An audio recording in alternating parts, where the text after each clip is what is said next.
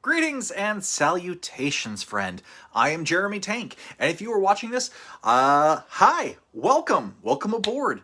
I am the owner of Think Tank Creative. I am an expert in behavioral branding. I am a master designer, and I am a certified RTT hypnotherapist. And what I do is I help people move forward in their life, in their company, in their business, with their brand. Essentially, I am a life coach for your brand. I help you figure out the vision, the direction, and where you want to go, and I help take you there. And most of my series for the last several weeks on here on Facebook has really been about the law of attraction. The law of attraction, the law of resonance, harmonies, duality, unity, the way that energy and particle are two sides of the same coin. That's unity right there. And how your mind works, how your mind got you to where you are today, how it was trained from the point that you were very young until right now, and why it's necessary to continue to train your mind in order to really truly live the life that you want to live. And I'm gonna cut this a little bit short today. I had my second COVID shot today and earlier today, and I'm just feeling a little bit tired, ready for a little rest and relaxation myself. And that's kind of what I wanted to bring about with today's topic. And today's topic is really taking a break, or recognizing that when we live our lives, when we do our stuff, whatever that stuff may be, that we are participating in a cycle. And everything in nature follows a cycle. Nothing is just all out 100%. Everything requires breaks, up, down, left, right, sleep and wake, right? Energy and not so energy. And healing is part of that cycle. Taking care of yourself is part of that cycle, because as much as you can visualize where you want to go with your future, what you want to do, as much as you can plan the steps that you want to take and start taking those steps, because action is manifestation in the physical particle part of what we are, right?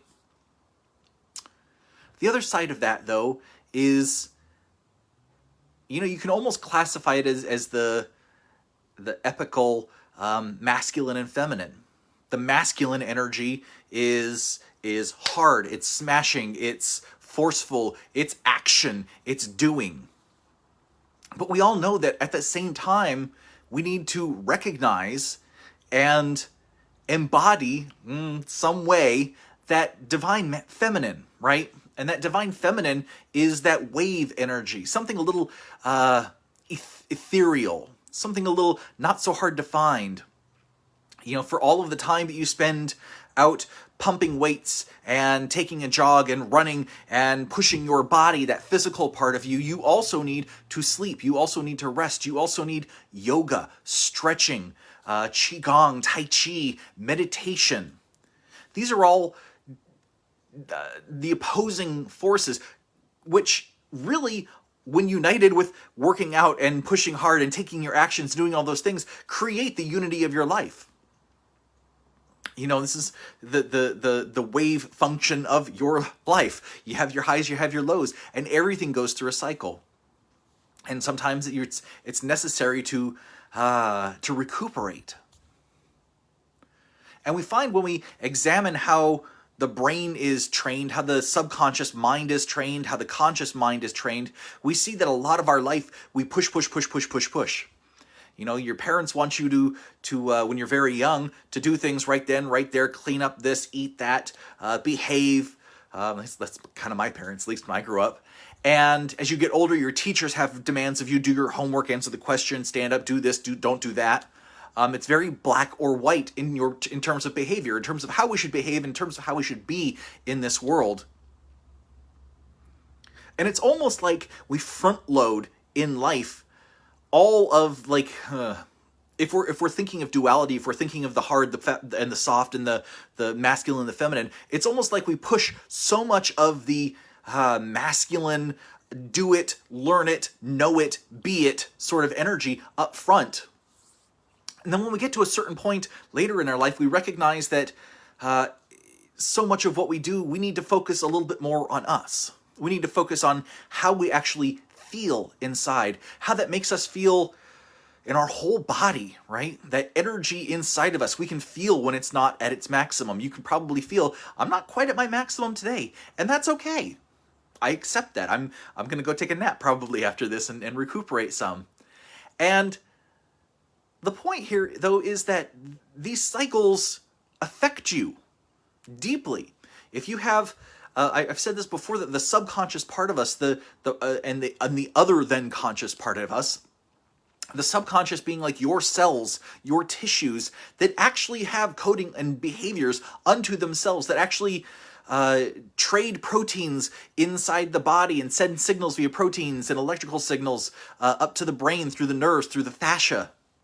And they're communicating with the limbic through the spinal cord all the time, trying to tell your mind, what we should be doing, trying to trigger memories and thoughts and ideas. And when the body is tired, it doesn't send signals as well. And on that same token, that other than conscious part of us, let me go ahead and just say your microbiome in your gut, that's not technically part of your cells, but it is part of your community, is part of the way that you live. You could not live without all the bacteria in your gut. You need that to process. It breaks down food and nutrients so that your body can actually absorb it, right? But that's not you, but it is you. And it's a part of you that really wants stability and structure. So it needs to recuperate, it needs to grow, probiotics, prebiotics. These are the sort of things that we feed it these days to really get the gut working at its maximum. Speaking as an odd case myself, I've had chickenpox twice in my life. And that actually makes me a fairly high risk for a number of other viral offshoots that are the same basic virus. And I know that if I don't take care of myself, if my immune system lapses some, if I don't pay attention to how I feel inside, that those viruses actually influence my behavior. There's an odd thought, right? It actually influences my behavior, how I feel about myself, the things I'm attracted to, the things I'm pulled towards. I had mono when I was 30, just over 10 years ago now. And it knocked me out as an adult. Mono is no joke. And it's a funny thing. I don't really know how I got it, but it turns out that at the Renaissance Festival in Arizona that year, a lot of people afterwards came down with mono. So we sort of think it might have been in the water systems, the drinking fountains, because mono has a 6-month gap between before you actually show symptoms, and then the whole thing can last for months and months and months, and then it actually has another 6 months where, when you're actually technically better, you're still offloading virus. And it turns out that same virus is responsible for a lot of other mental and behavioral things that happen, including Epstein-Barr syndrome, which is just a chronic fatigue. Chronic fatigue syndrome is actually the Epstein-Barr virus. Mono is the Epstein-Barr virus. See, these viruses don't really leave you when you get them, and that's one of the reasons that COVID is no joke, because even if you get over it, if you're not one of the poor people who end up in a hospital, it's still in your system, and there's still potential 20, 30, 40 years from now that we discover that there's something more that happens. So it's good to listen to your body when it needs to recuperate. It's good to step away and give yourself a chance to recuperate. Oh, chickenpox. Chickenpox is the shingles. It's the same thing. It's just a different manifestation of the same virus. It's different ways that it's attacking your body and acting within your body. And all of these viruses, including the ones that we get as children, change, but they don't really leave. Your body learns to fight them. So we keep a homeostasis, basically, but they never really leave your body. So it becomes part of the motivational things within you that cause you to want things, cause you to take certain actions. Herpes is one that is out there. The one that used to be on your lips is like herpes 1 and 2 is pretty much everywhere right now. That's what I got from Adam Ruins Everything. He went to a whole episode about that, a very funny episode. But the thing is that herpes is known to cause people to become horny. It causes people to get more anxious because it's the virus trying to duplicate itself and spread itself. It's the reason chickenpox makes you want to itch so much, because it's duplicating its own virus and spreading itself. Mono, I don't know. I don't get the craving. When I was 30, I didn't really get the craving to go out kissing everybody and spreading my saliva. So there's that. I just wanted to sleep. But the thing is that you need to take the time to listen to your body, because it is sending you signals. Even the viruses that things you're trying to fight are sending you signals, and your body is responding to those signals. And your body is saying, look, I want to reach homeostasis, a survival spot, a point of relaxation. And we actually kind of reach a point now when we examine like some of the Netflix documentaries and some of the other documentaries about technology, and we are learning about the downsides of technology, about how it is hijacking cortisol response in your brain, hijacking dopamine response in your brain. And what's happening is we are blowing out the neurotransmitters for these positive responses, because we're getting these microbursts throughout the day because of social media, because of games, because of computer, because of work, because of stress, because of anxiety. And what happens is the body ups the signals to compensate for those sorts of things. So you need more and more and more just to sit at a homeostasis. And I guess my PSA for today is, take a break from the phone. Put it down. If you can, for a whole day. Just let it go. Step away from the computers.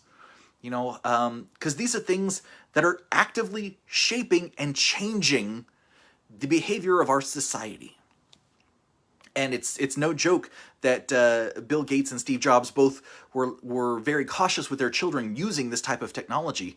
And yet for the common civilian, that's just life, right? It's now become just life all around the world. But those who have had access to technology for a very, very, very, very long time understand that it's necessary to step away. In fact, a lot of the heads of technology companies take dopamine fasts. They take breaks from technology. They get away from everything, back to nature, and recenter themselves. And yet, that's not something that's common in our society. But when we examine all of these influences we have, whether it be viral or technological or self-imposed stress, I must get this done. I need to accomplish this task.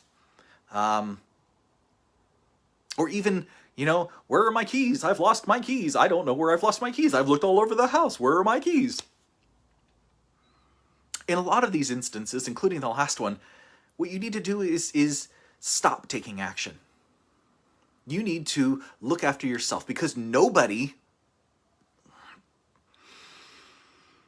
is actually going to look after you the way that you need to.